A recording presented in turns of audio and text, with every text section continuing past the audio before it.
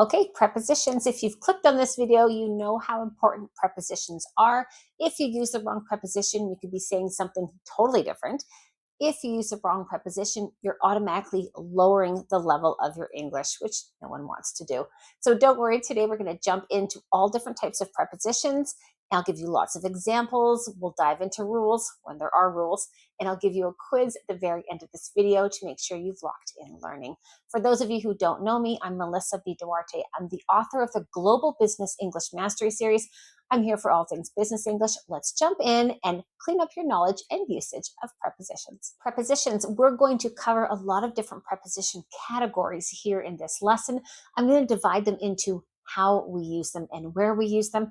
We're going to look at prepositions of place, of time, of movement, of direction, of manner, and of purpose. So all of these are incredibly important in almost every single sentence in English. Now, there's a whole other part of prepositions called dependent prepositions.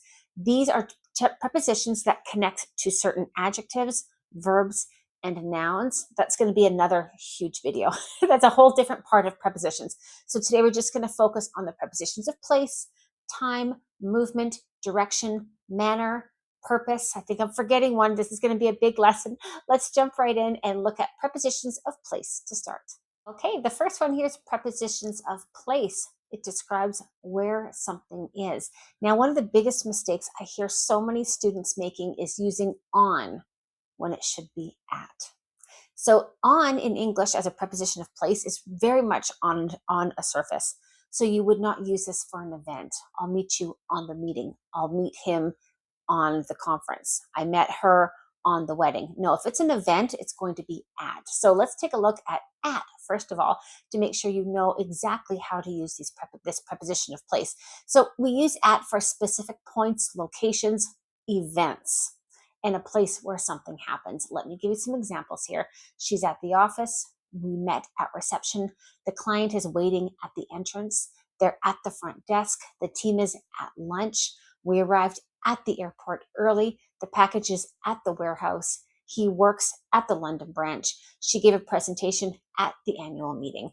Now, if you listen to some of these examples, the package is at the warehouse. It means that's where it's located. You also can say the package is in the warehouse, which means it's inside the warehouse. There's really not much of a difference here. Or where's Jim? He's at the office, meaning he's at the place where he's working. Or Jim is in the office. He's actually inside the office. Means the same thing. So sometimes there's a little bit of gray area and overlapping between some of these. But definitely when it comes to a point or a place, definitely in an event, you want to use at. When it comes to in, this is for your enclosed space, your areas, your rooms, your cities, countries, departments, fields, even spheres and fields that you work in. So he works in finance. The files are in the folder. I live in Spain. The documents are in the drawer. We have several clients in Europe. He works in sales. The company is based in Madrid. He works in Madrid. There's a mistake in the report. The information is in the email. So if something's included in something inside a document, inside a room, inside a building, we use in. Next one is on, and again, this on is very surfacey in English. Just think about a surface and on. This is how we use on a lot more, and we use it a lot for technology, on the radio, online, on TV. Let me give you some examples here. So the report is on my desk. There's a mistake in the report. Where's the report? On my desk. Where's the report? At the office. There you go. Her office is on the third floor. So third floors of buildings on the third floor. We saw the post on LinkedIn. So this is technology on Instagram, on YouTube, on LinkedIn, on the radio, on Netflix, online. We use on for technology. The notes are on page 12. Your name is on the list. You have a list of something, your name is on that list. The office is on Main Street. We use on for streets. The station is on the left, which means direction where something is. The announcement is on the website, and the details of the meeting are on the calendar. And here you can also say in the calendar. If it's written on the calendar, that's perfect. And in the calendar means enclosed within a calendar. So again, there is some overlapping of these prepositions. So usually we're going to use at for a point, a place. We're going to use in for an enclosed space, and on for a surface, and definitely for a platform. Okay, a few more prepositions of place here. And I know this is a lot. You're just hearing me read you these sentences thinking, well, that's fine, but how do I remember it? Again, there's really not a lot of rules here. You do have to develop an ear for these prepositions. I mean, it does help, at with a place, on with a surface, in for an enclosed space. Now we do here also have above, below, and a couple more prepositions of place. And again, I will have that quiz at the end, so you make sure you really do understand when to use these and how to use them correctly and test your knowledge. So the next one here is above. So above is higher than something else, not touching it, but higher than something. So if I'm giving a presentation, the chart is shown above the table.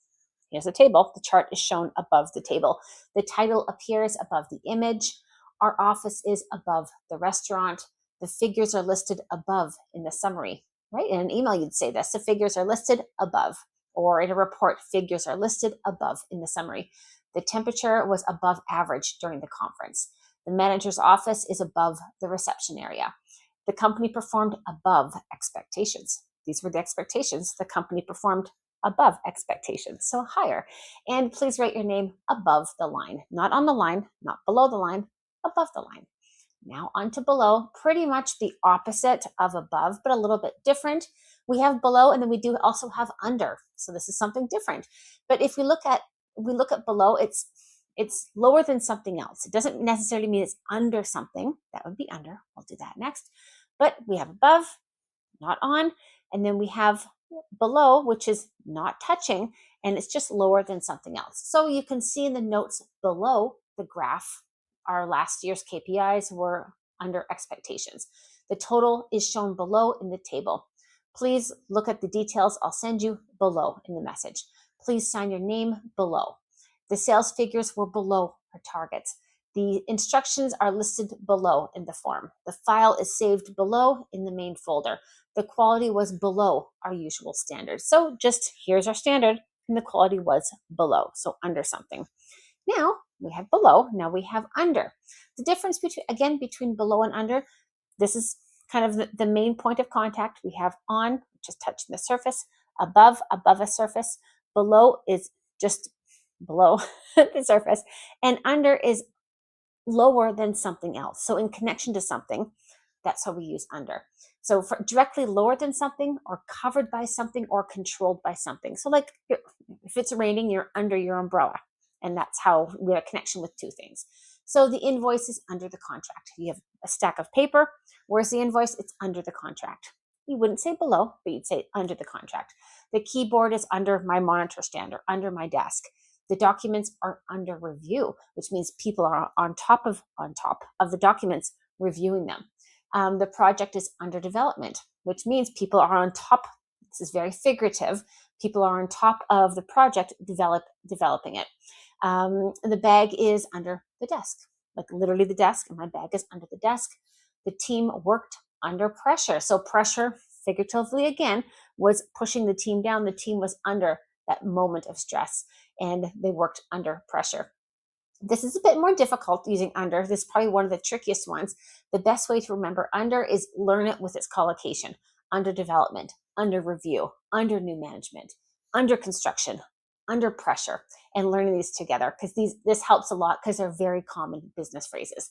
Next one here is over. Okay, so we have on something, above something, and over. So over is very similar to under, but completely opposite. Think of below like above, but opposites. Over is very similar to under. So it's higher than something else, covering something. Just like under is covered by something else, well, over is covering something else. And it could be covering, crossing something, or of a higher number. Here's some examples. There's a bridge over the river that we can see from our office. The lamp is over the meeting table, for example. So it's from the floor and it comes over the meeting table. We placed a cover over the equipment when we were on holiday, so no dust would damage it. The company has over 500 employees. There's 500 employees. We have over more than that. Sales increased over the last quarter. And this is almost like a bridge. Think of like a river, like the last quarter. And over the last quarter, sales increased. So it's kind of going over time. We discussed the issue over lunch, from the beginning to end of lunch. The plane flew over the city. When we took off, it was a beautiful view of London, and she has control over the budget. So it's really looking from the top, looking down. And we use over a lot when talking about situations when time is involved, but we're talking about the actual place. So sales increased over the last quarter. Where did sales increase? Over the last quarter. We're not talking about time, even though time is a quarter. We're talking about the place where sales increased on the timeline. Very tricky here with over. Prepositions of time, and this is a really big one. First thing I want to say is a lot of my students get very frustrated when they make a mistake with prepositions of time, because the prepositions of time have quite solid rules, and you would have learned these at an intermediate level or even elementary level in your English journey. And so people are hard on themselves when they make a mistake for something they've already known. Well, don't be so hard on yourself. When you're speaking a different language, you're composing an entire sentence, an idea in a different language. You're constructing the sentence with the vocabulary and the grammar, and everything's involved in that. If you make one mistake, don't worry about it. One thing I really teach a lot of students, and I encourage all of you to do, is ear training. Get your ear to pick up on mistakes. So when you're speaking and you say, oh, the meeting starts on 9 o'clock, and you hear, well, on 9 o'clock is wrong, you just correct yourself. Sorry, at 9 o'clock. So you can correct yourself, and that's a really great way to develop your English, to fix your errors, and your ear is going to be your teacher for you there, listening for any mistakes. So really tune yourself into yourself when you're speaking, and have your ear catch those mistakes. Okay, now let's jump into prepositions of time. We use this for exact times, specific moments, and we use it with holidays that are more than 2 days. So the meeting starts at 9, and you can say 9 or 9 o'clock, it does not matter. If I say the meeting starts at 9, we know we're talking about time. So often people don't even say o'clock. I don't often say o'clock. We'll speak at lunchtime. So if we know what time lunchtime is, we use at, because for us it's a specific time. The deadline is at midnight. The deadline is at 12. Careful, if you are using the 24-hour clock, in English, we don't tend to say the 24-hour time. Okay, so the deadline is at 12 a.m. 12 a.m. is midnight. 12 a.m. is 2400 hours, whereas p.m. is noon. And that's 12 o'clock. So careful. A lot of students are confused by that. I'll put a little note here on the side for you guys, so you make sure you know that. The webinar begins at 3 or at 3 o'clock. The shop closes at 6:30 or 6:30, depending on where you are in the world. 6:30, 6:30, both are perfectly fine. They're used globally. Traditionally, 6:30 was more American, 6:30 is more British. In Britain and in America and across the world, people say both. Say what you want. It doesn't matter. I usually check emails at the start of the day. So at the start of the day is not an exact time for anyone else, but it's an exact time for me. It means when I start my day. We review targets at the end of the month. So this means the 30th or 31st at the end of the month. We made the announcement at the very last minute, so the very last time of our campaign. And our company is very busy at Christmas. So again, Christmas is a holiday of more than one day, so we tend to say at. And please call me at night if you have any questions. Of course, you know this: in the morning, in the afternoon, in the evening, at night. English is full of exceptions. Next one here is on. We use on for days, specific days, dates, and special days. So our call is on Monday, or the launch is on July 4th. Now, careful with dates here. In North America, we tend to put month and then the date. In the rest of the world, we tend to put date and then the month. Either or is totally fine. I mean, I've lived all over the English-speaking world, and I live in Europe right now. Either is completely fine. And I find American English is a bit more prominent, or quite more prominent, in global business English. So either is fine. But I will put a little bit of warning there. If you're saying July 4th, don't say 07/4, because that could be interpreted as a different time. So write the month out. I would always recommend to write the month out, because someone could interpret it differently, especially if you're working with global teams, depending on where they're located, depending on what company they work for, depending on where they learned their English, I would always write the month out just to be safe. On to on. We use on for specific days and dates, special days, or parts of a day. So the call is on Monday. The call is on the 15th. So the date, the actual number, or the day of the week. We have training on Friday mornings. We have training on Friday in the mornings. The interview is on Tuesday afternoon. The payment is due on the first of the month.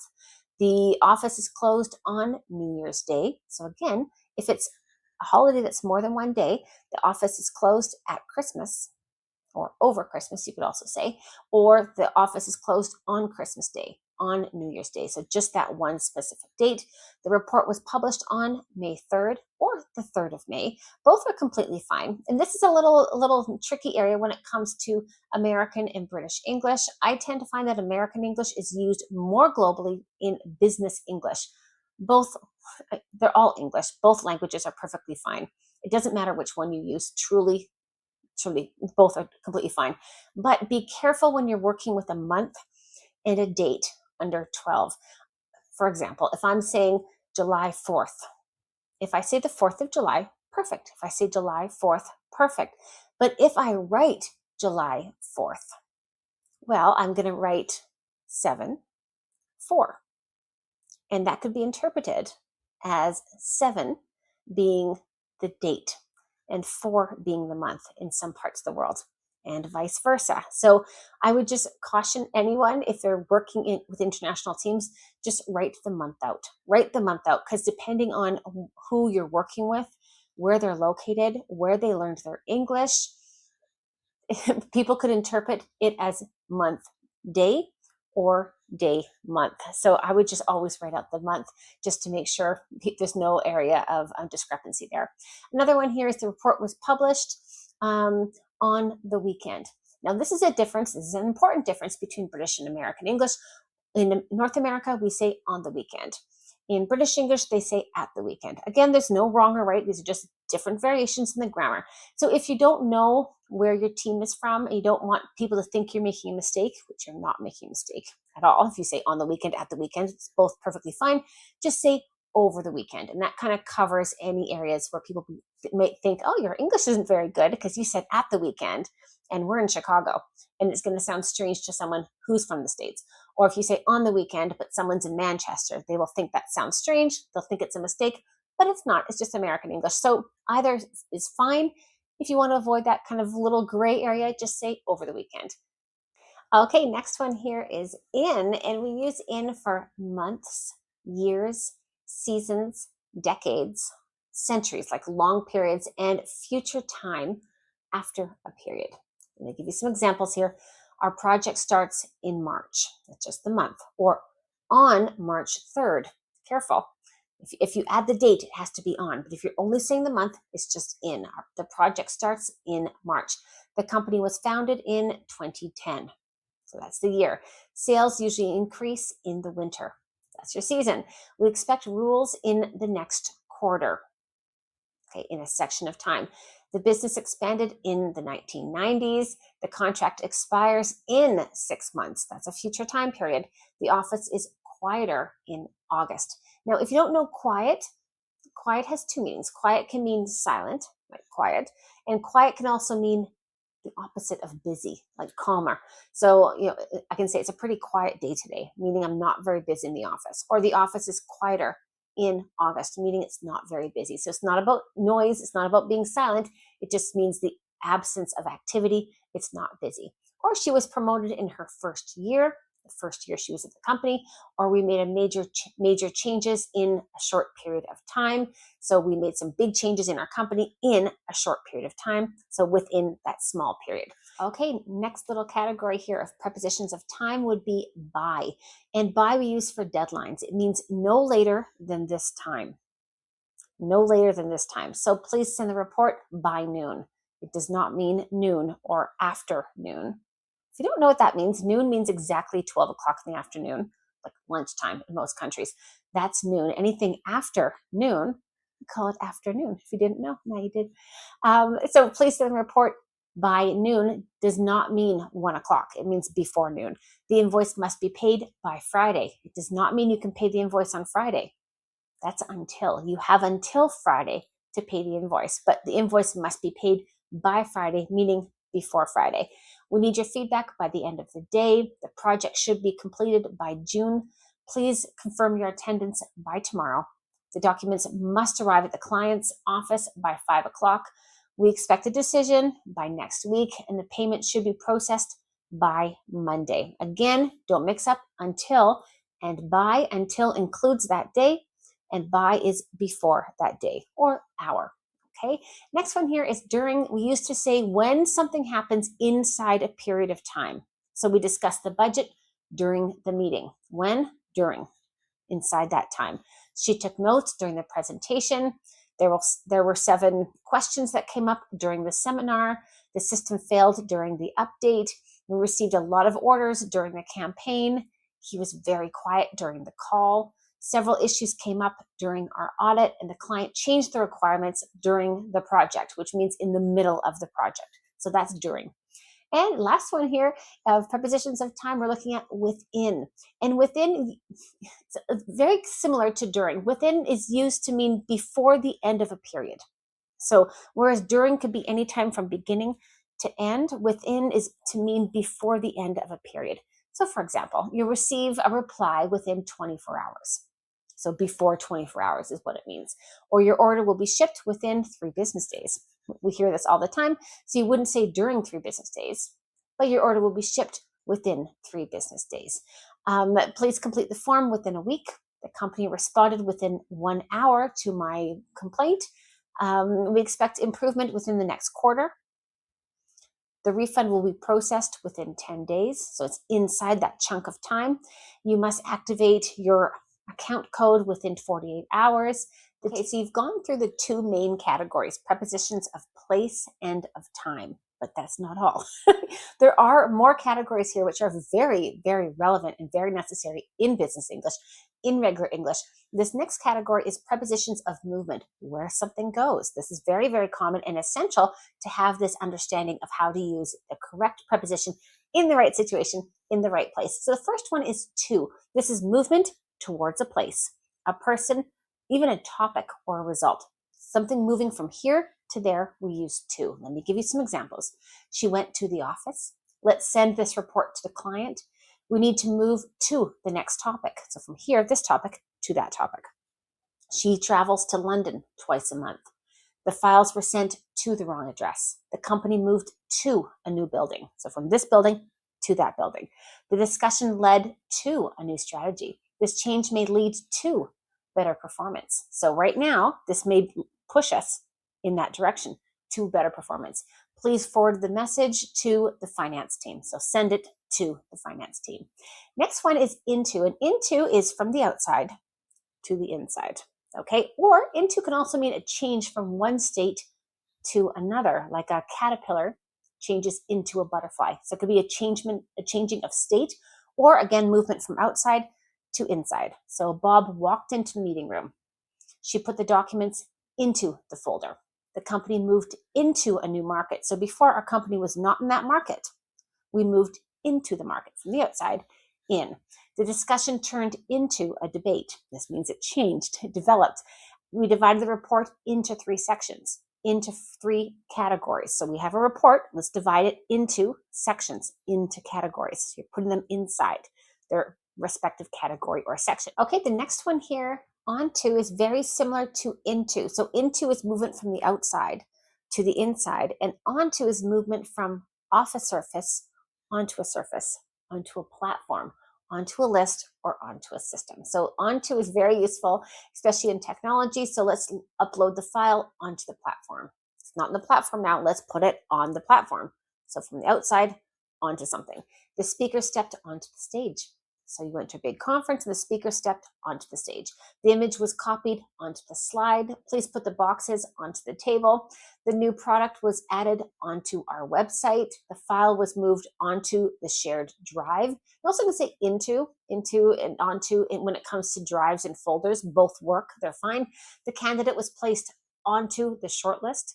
Again, you could also say into outside a list to inside a list, off a list to on a list. Both can work. There's some overlapping and gray area here, and the data was loaded onto the dashboard. So from not being on it, it is then put onto the dashboard. Next one here is from, and from is kind of the opposite of to. So from a starting point with an origin, a sender, a source, or any kind of separation. So this is from. So the email came from our supplier.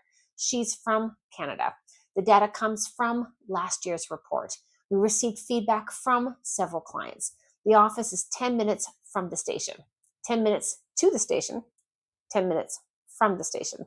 The price increased from 20 to 25 euros. So the starting point, it went up. The meeting changed from Monday to Wednesday. So the original was Monday. It changed from Monday to Wednesday. Please remove the item from the list. Take it off the list. Next one is toward or towards. Do you know the difference between toward and towards? Both are perfectly fine. Towards is British English. Toward is American English. Again, there's no better English than the other. Choose what you like. Choose what you most identify with. Choose what you know better. Just be consistent. So if you're saying elevator, say toward. If you say lift, say towards. If you say at the weekend, say towards. If you say on the weekend, say toward. Is one better than the other? No. Don't let anyone tell you different. Language is language. Both are perfectly fine. Just be consistent in what you do. And when you are consistent, another tip here between British and American English, make sure your spell check is set to the region of the English which you're speaking. So American English or British English. I did a whole video on American versus British English, and it's not just a matter of prepositions or some words here and there. There's very little grammatical differences, but a big part of it is the spelling. There is differences in spelling. So if you are using spell check, I mean, who isn't using spell check? Make sure it's set to the region in which you're using the English. Okay, now down below to toward. I'm going to say toward because I'm from Canada. I sound American. I speak American English. And again, I do believe from experience, I've lived across the globe. I live in Europe and most business is done in American English. But again, either or is perfectly fine. This is just my preference. If you use towards, use towards. It's fantastic. There's not one better than the other. It's about preference. So this is toward. So the company is moving toward digital solutions. So this is the movement in the direction of something physically or strategically. We're working toward a common goal. The team walked toward the exit.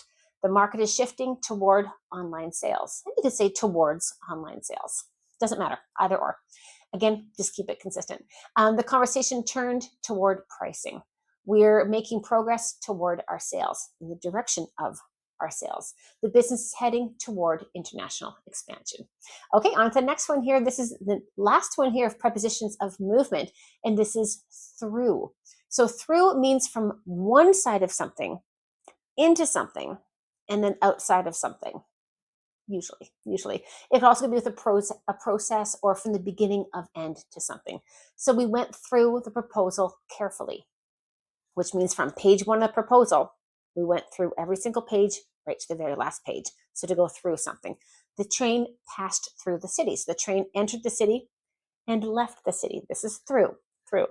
The customer moved through the checkout process very easily. So from putting their item in the shopping cart, they checked out, they got their receipt, and the item was shipped. So that was a very nice process for the client.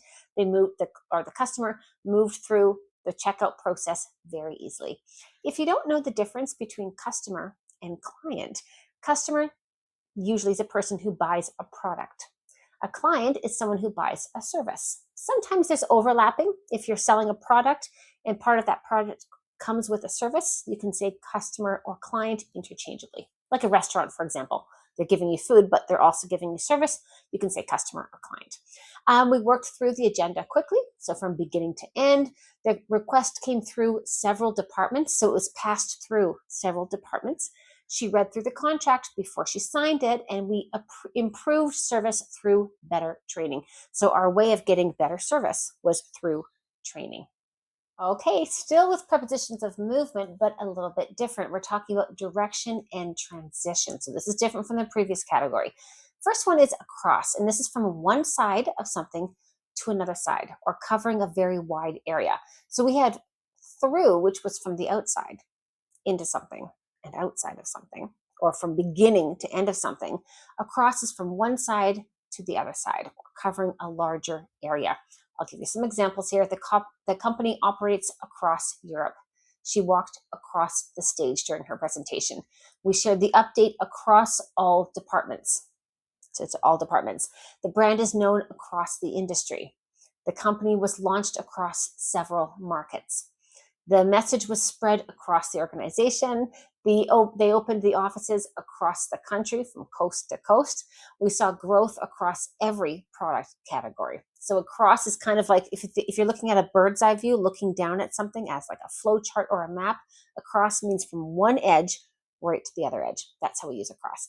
Next one is along, and along is following a line, a road, a path, even process, or even a guideline. If you think of a beach, and you're going to walk along the beach.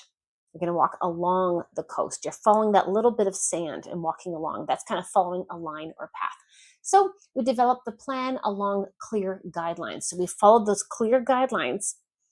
We didn't divert or leave that kind of that path along the way. The office is along the main road. We walked along the corridor. You can say we walked through the corridor. So I exited an office, walked through the corridor, went into an office. That's through.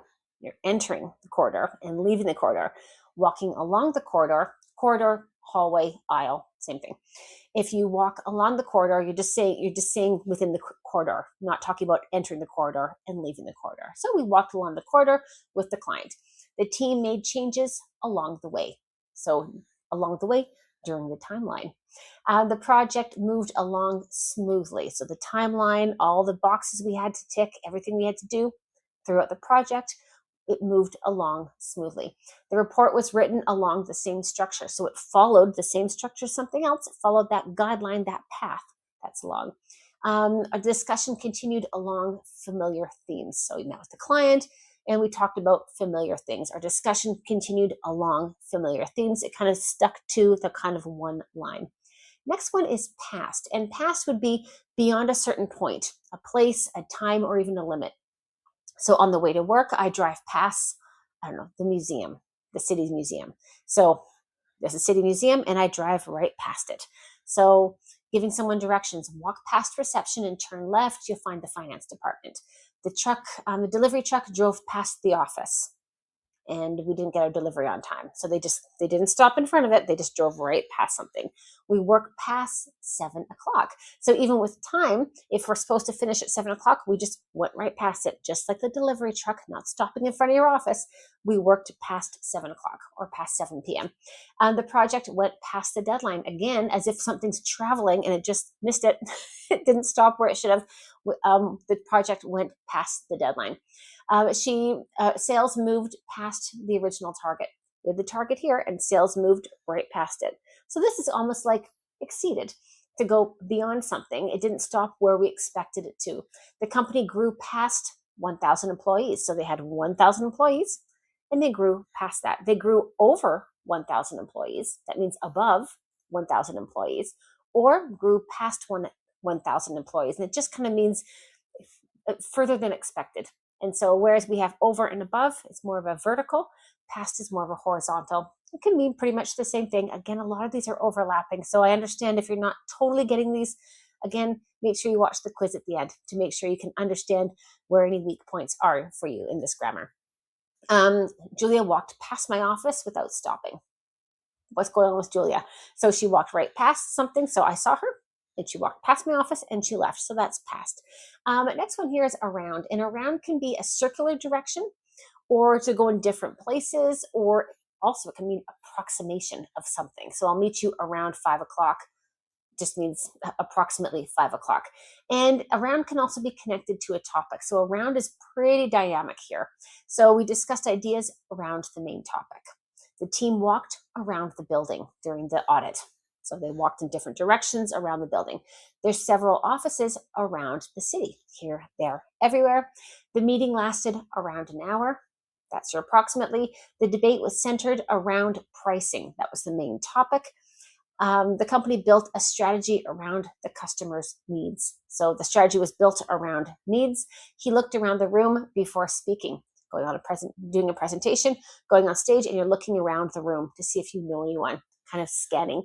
And we organized that campaign around three key messages, and every single point of our campaign was connected. Okay, next one we're talking about how something's done. And this preposition we're going to start with here is by. So this shows the method, the transport, the communication, the deadline, or the person who's doing the action. So the report was prepared by the finance team. We contacted the client by email. Please send it over by courier. She travels by train to work. The payment must be made by BISM. We reduced costs by 15%. You can register by completing this form. The book was written by me. If you don't know, I do have a whole series of business English books. I have a series called the Ultimate A to Z of Business English Idioms, Ultimate A to Z of Business English Phrasal Verbs. This is part of my Global Business English Mastery series, and I have a couple other business English books as well. I'm currently writing the third book of my series, and it's on grammar. And I've started writing this book. I must have started 9 months ago. It takes an incredibly long time to write a good book. When the book is available, it's going to dive deep into all these grammar topics that I'm covering in my video, with lots of dialogue, exercises, quizzes to really help you lock in learning. So when that is available, I'll put a link down below in all of my grammar videos. Until then, you have these videos here. But this is how we use by. The book was written by Melissa, your Melissa of Duarte Business English, your English teacher here on YouTube. Or the figures were checked by the auditor during the audit. Next one we have here is with, and this shows tools that are used: people, support, possessions, or even manner, how something is done. So we solved the issue with IT. So IT helped us together with that. Or she joined the meeting with her manager. So together. Please sign the document with a blue pen, using a blue pen. The company works with international clients. He spoke with a lot of confidence when he gave the presentation. We completed the project with limited resources, so what we had. She handled the complaint with professionalism. The team worked with great focus. We negotiated with our new supplier. Next one here is without, and this shows the lack of something. My water. I am without water. I have a lack of water. So if you don't have something, that's what a lack of means. So it shows the absence of something, or something is not included. This is without. So we can't proceed with this project without approval. The meeting started without the director. The team worked without a clear plan. You cannot access the system without a password. The client signed without making any changes to the agreement. Isn't that nice when that happens? The product was launched without advertising, and he answered all the questions without hesitation. So he did not hesitate. Next one here is for. This is the very last one we're going to do. Then I'll go through some common mistakes that people have with prepositions, and then we'll go into your quiz. This is an enormous video. Again, if you're still here, thank you for being here. I hope you're learning a lot and getting a lot of insight and experience and understanding of how we use all these prepositions in regular English, and especially in business English. So last one here is for. This shows the purpose, the benefit, the recipient of something, the duration, which we've done before with time, and support or reason for something. So this guide is for new employees. The meeting is for budget planning. So what's the purpose? It's for something. This room is reserved for interviews. We created the report for the board of directors only. She bought coffee for her colleagues. Again, if you do have a difficult time saying colleagues, you can always say coworkers. It means the same thing. We've worked together for 3 years. That's the duration. We had that with time. Thank you for your help. Thanking someone for something. The campaign was created for brand awareness, and there's a strong demand for this service. Okay, we've done it. Now I'm going to move on to your quiz. Now, if you're at this point in the video going, okay, but Melissa, where is interested in? Where is account for? Where is depends on? Where is I have a knowledge of?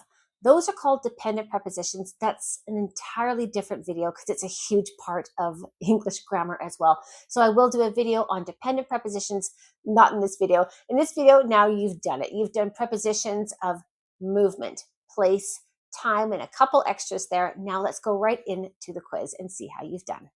Okay, as promised, here is your quiz. Let's see how you do with this quiz. You're just going to choose the correct preposition for each of the gaps. On the next page, I will give you all of the answers.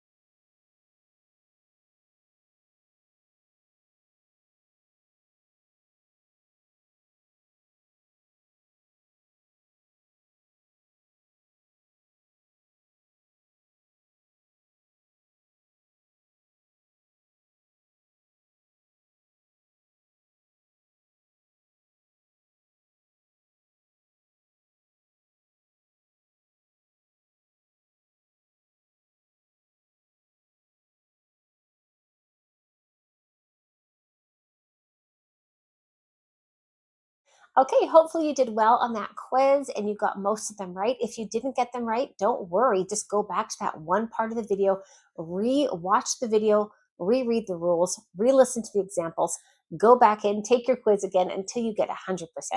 Thank you so much for joining me for this video. If you did enjoy this video and found it helpful, I encourage you to subscribe to my channel and like the video. It helps me grow here on YouTube. I'll see you back for the next video. Thank you.